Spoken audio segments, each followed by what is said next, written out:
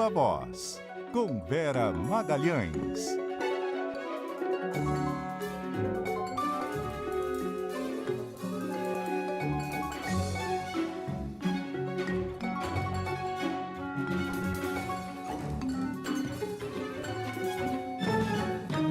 Vera Magalhães, muito boa noite, tudo bem?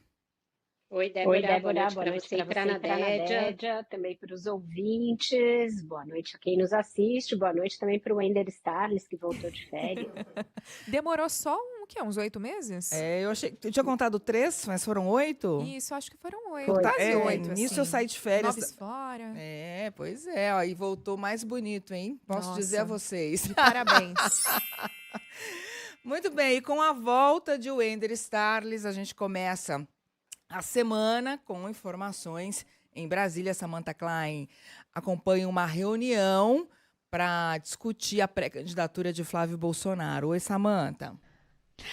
Oi, Débora, Vera, Nadédia. Pois é, o senador Flávio Bolsonaro tem mesmo esse jantar na casa dele a partir das 9 horas da noite. E o que ele busca? Apoio dos presidentes dos partidos do Centrão para a sua candidatura, mas também para apresentar aquelas condições de eventual desistência, ainda que hoje ele já tenha voltado atrás dessa manifestação.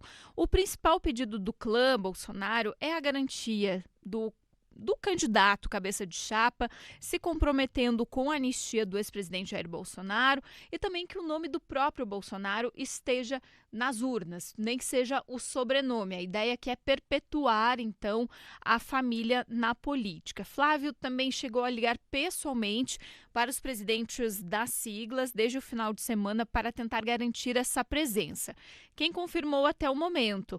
O presidente do PL, Valdemar Costa Neto, e do PP, Ciro Nogueira. Inclusive, o Ciro, mais cedo em Curitiba, sinalizou que segue defendendo somente os nomes dos governadores Tarcísio de Freitas, de São Paulo, e Ratinho Júnior, do próprio Paraná, para a disputa das eleições do ano que vem. Segundo ele, só esses 2 nomes são capazes de unificar os campos da direita e do centro.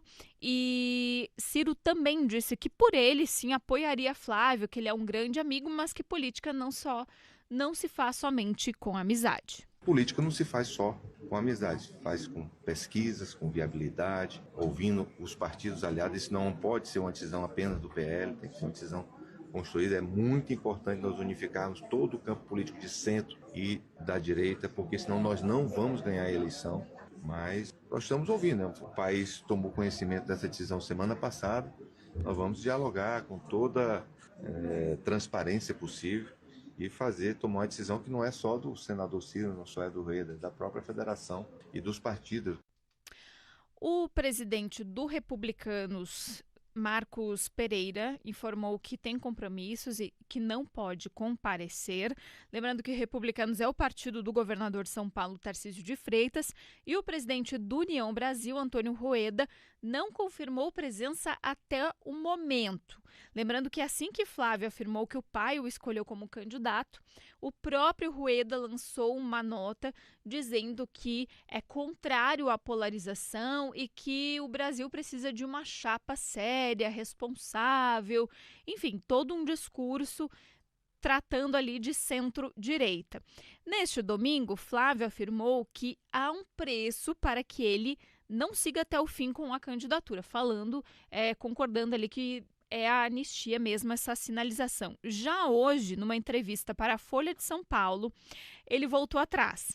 Ele disse que a candidatura dele é irreversível, que a candidatura dele não está à venda. E ainda afirmou que o sobrenome dele é uma vantagem sobre o governador Tarcísio de Freitas, que até então era um candidato preferido aí da maior parte da classe política. Ele disse o seguinte: eu também atendo a todos os requisitos com vantagem de ter o sobrenome Bolsonaro. Com vocês. Obrigada pelas informações, Samantha Klein. Ao que parece, Vera, boa parte dos líderes do Centrão não comprou essa pré-candidatura. E sobre a anistia, que poderia ser uma moeda de troca, o deputado Paulinho da Força já se manifestou. Ele, que é o relator do projeto da lei da dosimetria, descartou hoje, em entrevista ao jornal O Globo, que o texto inclua uma anistia ao ex-presidente Jair Bolsonaro e outros envolvidos nos atos golpistas de 8 de janeiro.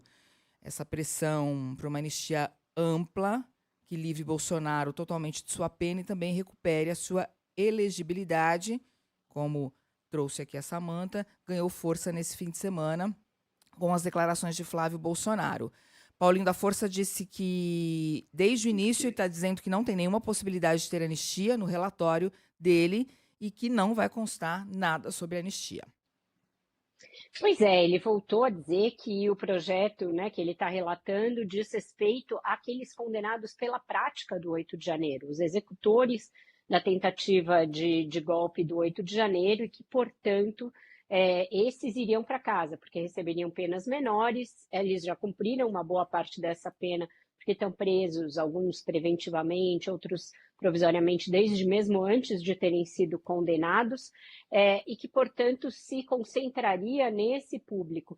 Se a gente olhar esse conjunto de entrevistas que a Samantha compilou, as declarações do Flávio Bolsonaro no fim de semana e hoje, a pesquisa Datafolha em suas várias configurações e essa entrevista do deputado Paulinho da Força, tudo isso junto permite ver que a montanha pariu um rato com o lançamento dessa pré-candidatura do Flávio Bolsonaro. Ele não mobilizou a classe política, não galvanizou apoio em torno de si. As entrevistas do Ciro Nogueira, as ausências no jantar que vai haver, tudo isso mostra que não agradou a classe política, ele não conseguiu aumentar a pressão em torno de uma anistia para o seu pai e para os demais presos na trama golpista. Esse é um não assunto na Câmara e no Senado, que estão debruçados sobre outras prioridades, com um tempo muito restrito para votar qualquer projeto até o final desse ano, e também não cativou, não mobilizou o eleitorado bolsonarista, pelo contrário, isso que ele fala que o nome dele agrega mais que o do governador Tarcísio, por ter o sobrenome Bolsonaro, não se confirma em pesquisas. Então, para onde você olha, todos os dados de realidade que você consulta depois do lançamento da candidatura dele, mostram que não teve efeito praticamente nenhum em termos de gerar um fato político. E a declaração dele no fim de semana de que haveria um preço para ele desistir, deixou claro aquilo que eu falei aqui na sexta-feira, que ele, na verdade, está ali guardando um lugar, ali marcando presença, mas que essa candidatura não necessariamente seria para valer. E aí ele não esperou nem 2 dias para confirmar que se trata de um grande balão de ensaio, numa tentativa, mais uma tentativa dessas bastante desconcertadas e desconjuntadas do bolsonarismo de tentar fazer alguma pressão pela melhoria das condições políticas e judiciais do Jair Bolsonaro. Até aqui, nenhum efeito, nem num sentido, nem no outro. E, Vera, já tinha muita gente não apoiando, mas o negócio do preço pegou mal até com quem estava, né? Exato, fica uma coisa muito casuística, fica evidente, óbvio, que isso aí foi uma jogada de desespero para tentar provocar algum fato político que desse ali uma esperança de avanço no projeto da anistia, mas não aconteceu isso, gerou um mau humor, gerou reação ruim do mercado financeiro, que teve uma queda ali depois de vários dias de alta. E para o presidente Lula é tudo o que ele pode querer, alguém com sobrenome Bolsonaro, dividindo a direita e trazendo toda a rejeição do pai, que só aumenta a cada pesquisa, para uma disputa presidencial. Permite aquela polarização de novo, com o Bolsonaro numa situação pior que a de 2022, porque não é o Bolsonaro original e porque tem todo o desgaste da prisão do patriarca. Então, um plano ali que parece ter sido, mais uma vez, um tiro pela culatra dos muitos que se vem tentando dar desde que o Bolsonaro foi condenado em setembro.